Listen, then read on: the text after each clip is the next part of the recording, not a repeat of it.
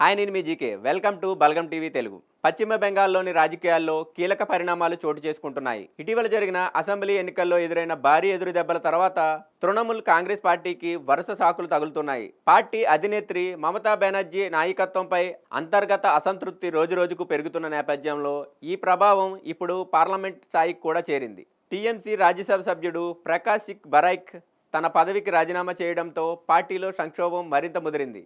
ఈ వారంలోనే సుఖేంద్ శేఖర్ రాయ్, సుస్మితా దేవుల్ తర్వాత రాజీనామా చేసిన మూడో రాజ్యసభ సభ్యుడిగా ప్రకాష్ సింగ్ బరైక్ నిలిచారు. దీంతో రాజ్యసభలో టీఎంసీ బలం మరింత తగ్గనుంది.